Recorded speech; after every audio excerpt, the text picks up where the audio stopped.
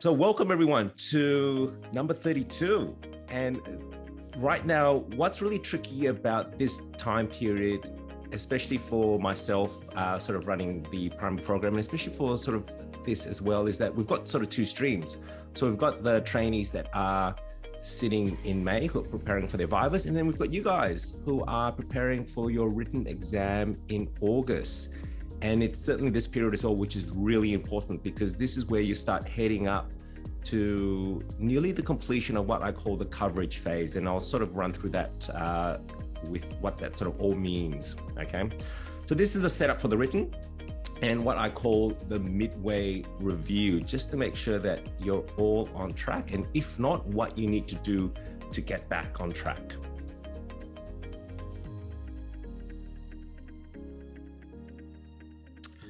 Now, this is something that I present quite early on for my trainees, but with regards to this exam, the way that it's set up, or the way you should set up your study plan and the way that you set up the one from Mac 95 is you divide into sort of three phases. So there's the coverage phase, there's the revision phase, and what I call the exam preparation phase.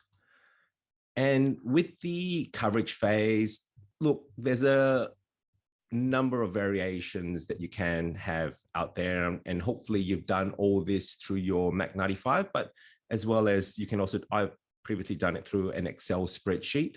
But this is an idea in terms of what I would have created for my August sitting starting in October last year, okay? And that pretty much gives you sort of a 40 odd week, around sort of 48 weeks in terms of study, including the viva total up. And ideally, you know, I think that if you can sort of push it to 52, but again, I think a lot of people sort of start October, November, which is fine, okay? So this is what I call the coverage phase, is where you essentially cover all the important topics related to the syllabus. And know that it is a massive syllabus. So there are approximately 330 learning outcomes. The most important thing is that you want to map those learning outcomes to previous short answer questions. And also know that there's a vast quantity of information to memorize and understand. Now, I previously used to do this through my Excel spreadsheet, but Mac 95 has just revolutionized the way it comes to studying. And I hope all you guys are using Mac 95 because it is an incredible tool. So what I do is make sure that you've got this setup here, where for each topic on top here, you've got the syllabus. And then after that, you've actually got the short answer question related to the syllabus. And that's really important to do to make sure that you're able to contextualize the knowledge that you learn into a way where you can represent or repeat that knowledge in a format that is very exam related, because that's the whole idea about this exam. It's not about learning, mountains of information. It's about learning it in a way so that you can communicate that in a written form in 10 minutes, and then subsequently learning again and communicating those ideas in a viva. That's the main aim for everyone studying here, and that's the way you pass this primary exam. Now, with this also, and hopefully, you guys have been doing this, is that there are MCQs related to each topic. So again, each topic up here, and what you should be doing is as you go through those short answer questions, also go through the MCQs related to the topic, and they're all on Mac 95. And I suggest that Mac 95 is really good for the coverage phase and adequate enough. But when we head towards the revision phase, that's when I think the Anki decks really become important, okay? Now, the question that I get asked is, when should I complete the coverage phase by? So we're in April, start of April now. And what I often like to do is have a look at the primary exam revision courses that are available to you guys here. So there's the Victorian Primary Exam Refresher, which happens in the middle of May, so in 6 weeks' time. There's the Queensland Primary Exam Refresher course, which happens in 9 weeks' time. And then there's the South Australian one, which is yet to be announced, although traditionally it's always been at the end of June and start of July. There's the Waikato Part 1 course, which is at the end of June. And then there's also the New South Wales Primary Examiner Refresher course, which is in July. There's the Monash Anaesthesia Primary Exam course, which is often mid-July, early August. And there's the Waitemata Anaesthesia, which is in July. So look, numerous amounts of courses to choose from. And I don't think it actually matters which one you do. I quite like the dates in terms of the Victorian and Queensland primary courses, because I think they're actually set up really nicely as a signpost of when you should complete your coverage by. And I use it as a signpost. So often I'll recommend that you should finish your coverage phase by the time the Victorian Primary Exam Refresher course comes around. And look, even if you're not able to get to the Victorian Primary Exam Refresher course, it's really good to have that date in mind, okay, of when you want to finish it. And you can start your revision, and then you can often join these other courses later on when there's availability. Now, there is one other course that's not listed here, which is the Christchurch course. That is held once a year in Jan. So that's probably more relevant to the trainees who are currently sitting at the moment. And yeah, these are the sort of the two courses I would sort of recommend to sort of follow just with the study plan. But again, you know, even if you're not able to get to those courses, I think the other ones are equally as good. And I've only heard very, very good things about each course. Okay, each course is a little bit different in the way that they're designed. I think that the Victorian Primary Exam Refresher course is great as a refresher course early on. And certainly the ones that are later are really designed for developing your exam skills. So my answer to this is you want to finish your coverage phase ideally by the 16th to 23rd of May. So that's in about 6 weeks' time. And you're going to ask why. Okay, why is it important to finish it at that time? The reason for this is that 10 to 11 short answer questions traditionally, so about 70%, are often repeats or variations from the last 10 years. And that is a really important thing to know, is that you want to be able to have the time to go through those last papers over the last 10 years, which is 20 papers, so that it actually gives you a really good sense or really good sort of head start in terms of what to sort of expect in your exam in August, because there's going to be about 10 to 11, which are going to be either repeats, direct repeats, or variations in terms of the way that they're asked. Okay. And so this is my sort of suggested plan of how I sort of foresee the lead up to this August exam sitting. So I've got the primary exam revision course starting on the 16th to 23rd of May, which is a 2-week revision period.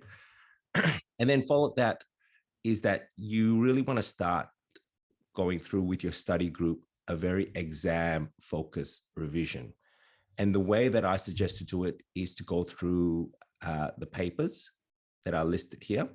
And, you know, this is just an example of what I think it should look like. And certainly it's something that I guess you can discuss as a group and come up with a plan in terms of how you want to structure it. But the reason why I do it this way, so from 2016 to 2021B and 22A, is that it's very unlikely that you'll get a repeat, all right, from the last 2 papers in terms of the last sitting. It is possible, but rare. And you're more likely to get repeats probably further back.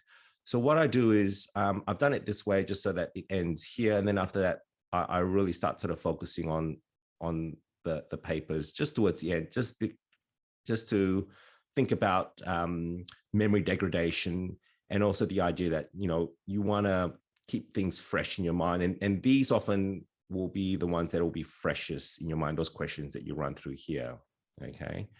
And as you can see that after the revision phase, where you go through the exam papers.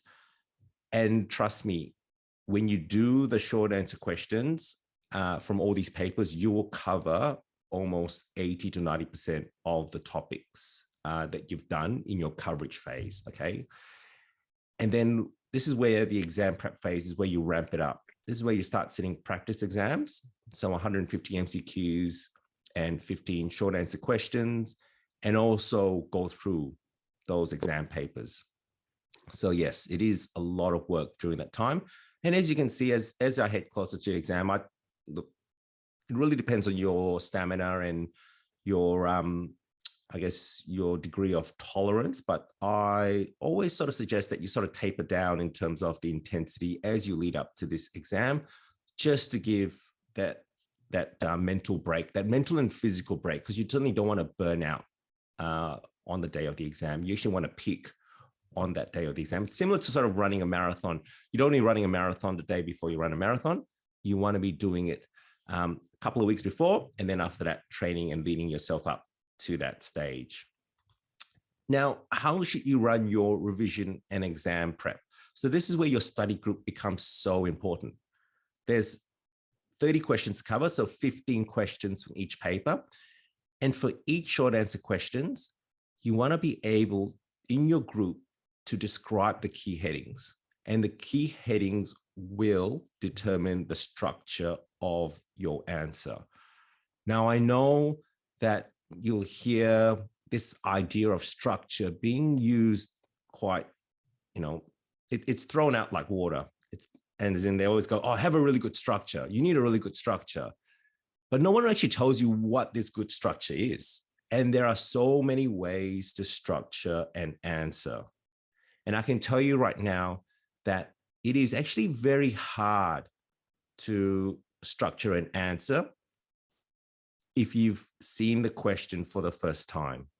But seeing the question for the second or third time and understanding what the question is asking, it makes it a lot easier to know how to structure the answer. And in fact, one of the easiest ways to structure an answer is to think about key headings. So key points in terms of what are the important subheadings or headings that will answer the question. And then from there, from those headings, you want to be able to sort of expand on those headings or expand on the concepts related to those headings. And I think that is a really good way to create a really good structure for your answer.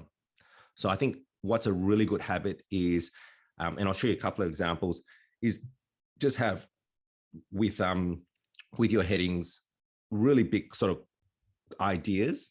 And you can group it in terms of like a very broad one would be like pharmaceutics, pharmacokinetics, and then you sort of underline those ideas, or you can do it by systems. So often people will talk about cardiovascular, respiratory, and then there's sort of a lot more complex structures or complex ideas. And you'll see a lot of those ideas in some of the other previous recordings that I've done, so that I sort of present different types of structures. One that's a very common solid basic structure, and one that's a little bit more advanced in terms of there's a lot more information in terms of those headings. Okay, and the classic example is probably the cardiovascular changes in obesity or the respiratory changes in obesity. So there's often a very, very sort of common structure, which is, I guess you could think about it in terms of anatomical or physiological. And then after that, there's a little bit more advanced in terms of actually thinking about the specific effects, all right, of either the cardiovascular or the respiratory changes. And then after that, you want to give time for question and answers for each of those SAQs. And from sort of talking to trainees, the session should be around 3 to 4 hours. So you will probably spend around sort of 10 minutes on each question. Okay. And you may not be able to cover all the questions, which is fine, but you want to be able to utilize your study group and utilize that ability to communicate, or that opportunity to communicate with one another, because that is a really, really important skill to develop as you head to this paper in August, and understand that the exam is an exam of communication. that is the big thing that I want you guys to take out of this. It is an exam of communication. It is very hard to pass as an island. You have to pass with the idea that you have to be able to practice the skills with someone else and have that other person listen and be able to go, yes, that makes sense, or be able to question you and you are able to answer that question and they go, oh yes, that makes sense. Okay, so that is really, really important. And that's why study group is an essential part of creating success for this exam. Now, if some of you don't have a study group, reach out to me, because one of the ideas for Adrenaline Memories and this whole platform here is to create a community, a network of trainees around Australia. And we're doing that at the moment with the Vivas. We've got, the WA trainees have created this wonderful WhatsApp group where all the trainees around Australia can just message one another, and they've got opportunities to connect with one another and give each other Vivas. And that is my vision. And I hope that something similar can happen for, for you guys who are sitting in August, is that you guys can get together and create like a little network. And, it's a wonderful opportunity just to meet other trainees around Australia as well. Now, the other key thing that I want you guys to also start doing is use exam paper. So the exam paper are 12 millimeters in terms of space, and then 21 lines. And a lot of you will probably be using this paper here, which is sort of the standard way that most exercise books are presented. They're presented as 8 millimeter lines, and there's 32 of them. Very, very different. It is a very different skill writing your answer in 32 millimeter lines versus 8 millimeter lines. You'll find that the lettering that you do can increase, and you can actually increase the amount of lines that you actually write, so that what you can actually achieve in 10 minutes can sometimes be reduced. Okay, and that's very important to sort of understand as well when you sort of do this, when you sort of do these practice exams on this paper, because I've had a lot of times where trainees have gone to me, I've been able to write this answer, but on the day, I just could not write it in 10 minutes. And the reason for that is they haven't practiced it on 12 millimeter lines. They practiced it on 8, and the amount they write is actually increased because of, that ability, because of that. It's just that innate ability just to want to increase the size of your lettering just to fit it into these big lines here. Now you can get textbooks that are 12 millimeters. So if you want to sort of, instead of printing it out on paper, there are bookstores which do sell these 12 millimeter 21 lines exercise books, and that might be a little bit more cost efficient instead of getting a template and then printing it out on A4 paper. Okay, I just want to give you an example of what what an answer looks like on a 8 millimeter 32 line paper. So this is an answer for a question, and again, conceptually all correct, but you can see that they've crammed a lot of the concepts here into one page, so that, if I was to sort of mark this paper, I would say you need this on one page, this on another page, and then this third one on a third page here. Okay, and so that a goal for you guys is that 3 pages is the magical number. And I want you guys to sort of have a think about this, is that answers really present well, I think. And when I say 3 pages, minimum 3 pages. So if you can do a little bit more, fantastic. But I think minimum 3 pages is really the key to having that space and that layout that presents really well to the examiner, to sort of make it really easy for them to mark. Okay. And what I think I want you guys to also realize is that there are different writing speeds. So I've got probably a if you sort of watch all the previous videos that I've done, I don't have the quickest writing speed. Mine is probably, I would say, average to above average. Okay. And I think that you want to be able to sort of understand that if you have a less than average writing speed, what you need to do to compensate for that. Because look, it is still possible to pass. In fact, it's very possible to pass with a less than average writing speed, but you do need to be really smart in terms of the way of what you decide to write, include, and importantly, exclude in your answer. And unfortunately, those who can write really quick, they can put in a lot more information on their paper. So yes, it is also a writing exercise, and it's something that I want you guys to practice and build up your stamina. And really important is that legibility is also really important. So it's important that you also share your answers to consultants in your study group as well, to make sure that what you write, people can actually read it. Okay. It is a really big thing, especially when I mark papers. If I can't decipher a word, it can really change the whole meaning of a concept. Okay. And often that's where trainees might also lose marks out on. So that really also keep an eye on your handwriting. And I've actually had trainees who've actually had to change their handwriting for this exam. In other words, I've had trainees that have gone from how they normally write to actually having to start capitalizing all their letters just so that it's legible. Okay. So these are some of the techniques that I want you guys to sort of have a think about over the next couple of weeks as you sort of start heading into your revision phase. Now, this is sort of the same training again, but again, done in 3 pages. And as you can see, I think it just presents so much better. Okay, so you've got the diagram concept here, another sort of concept here, and another concept here. And this is what I'm talking about in terms of the layout. So, or what I call sort of the key headings that will create the structure.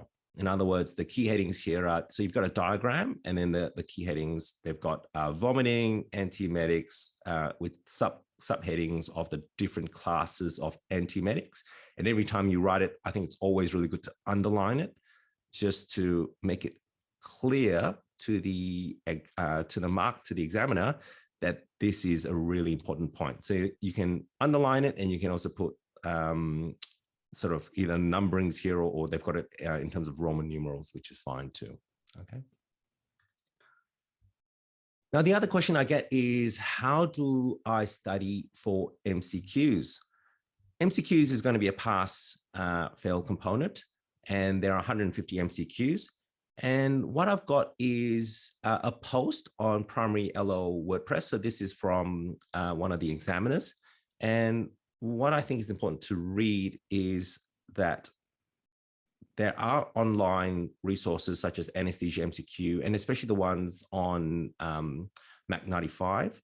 And those are all the previous remembered ones. And you're looking, I think the last ones were probably from 2016 back. All right.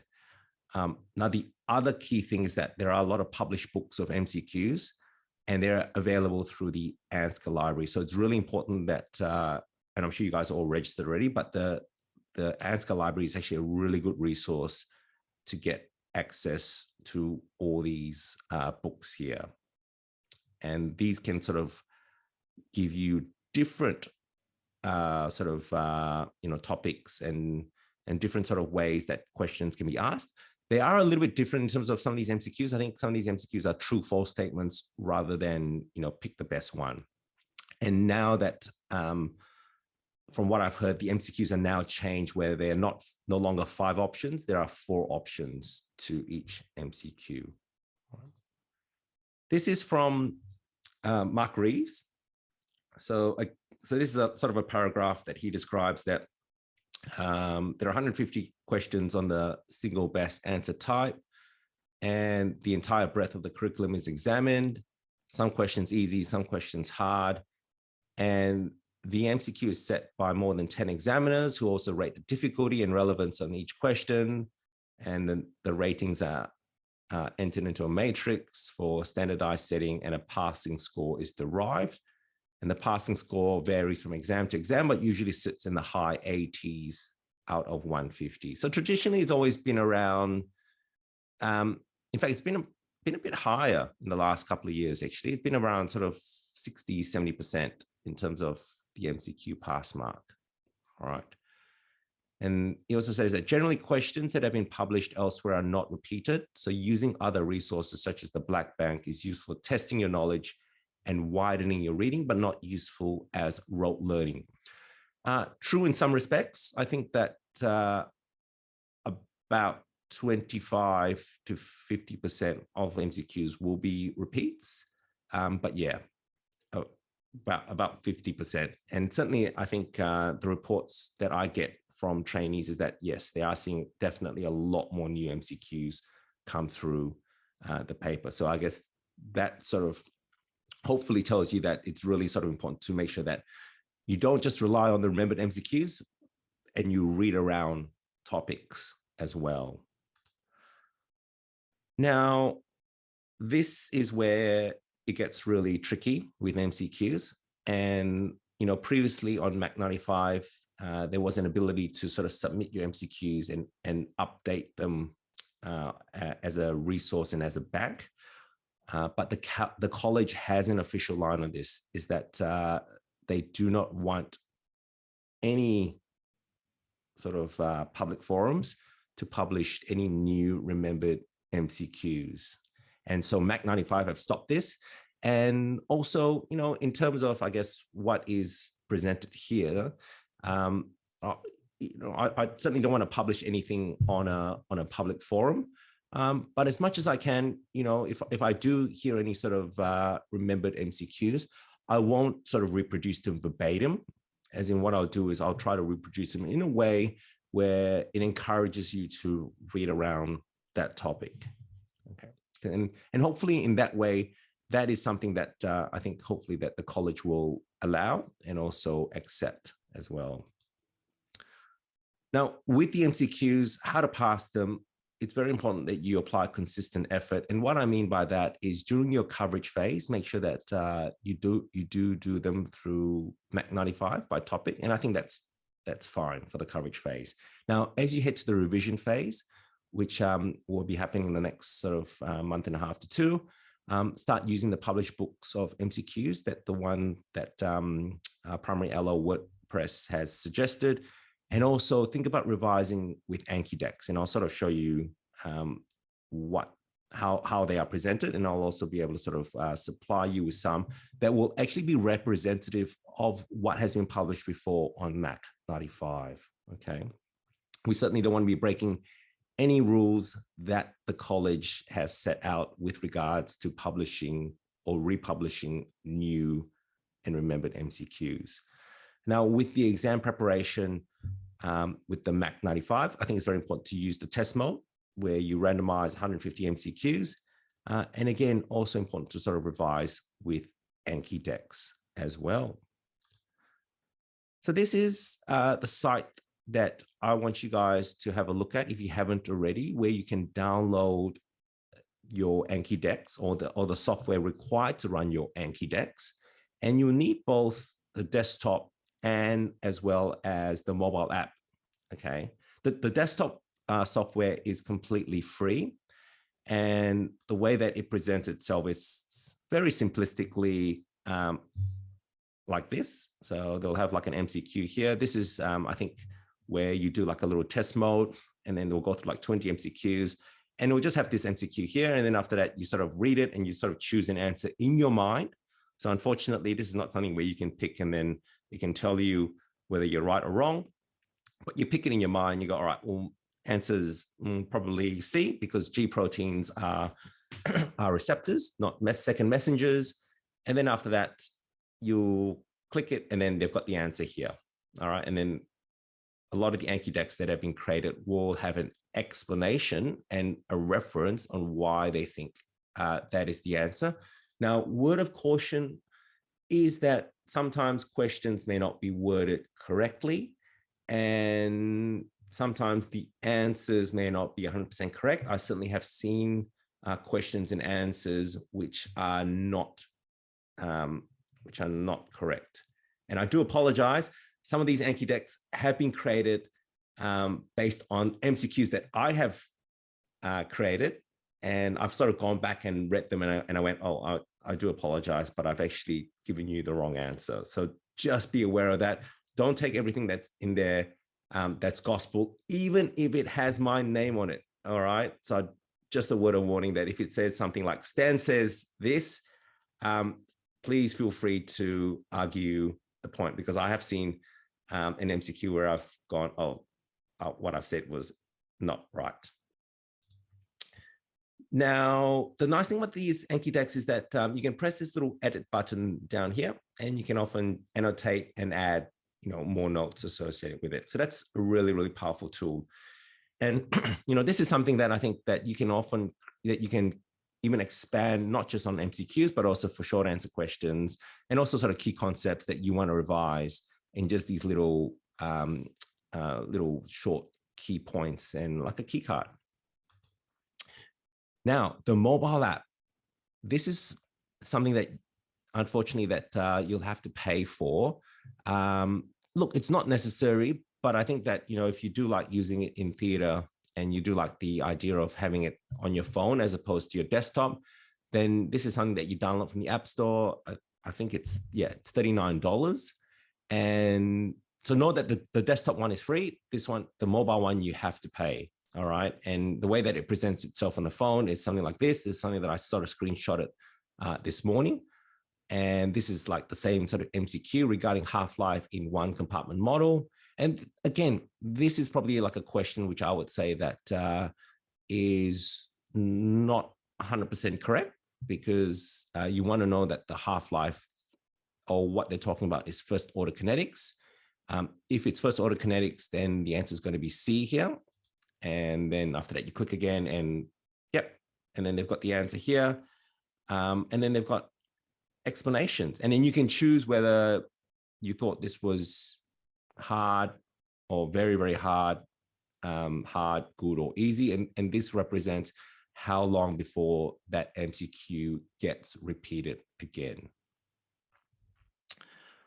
Now, I don't own Anki decks, and I certainly don't get any sort of benefit from this. So this is something that trainees have told me has been really useful, that has helped them learn and learn quickly. Okay. And this application has been used beyond MCQs. I know that a lot of trainees are using it for their vivas, and as well as sort of creating sort of key headings for their short answer questions as well. Now, I don't want you guys to go out and start rehashing all your notes and converting it all onto Anki decks if you haven't already. That's not the idea at all. Okay. I think that, time is now for you guys better spent just following your plan as what you're doing now. But, during that revision phase, I think you can sort of adapt a little bit of these ideas here, and perhaps even in a study group, create like a shared Anki deck that you guys can build on.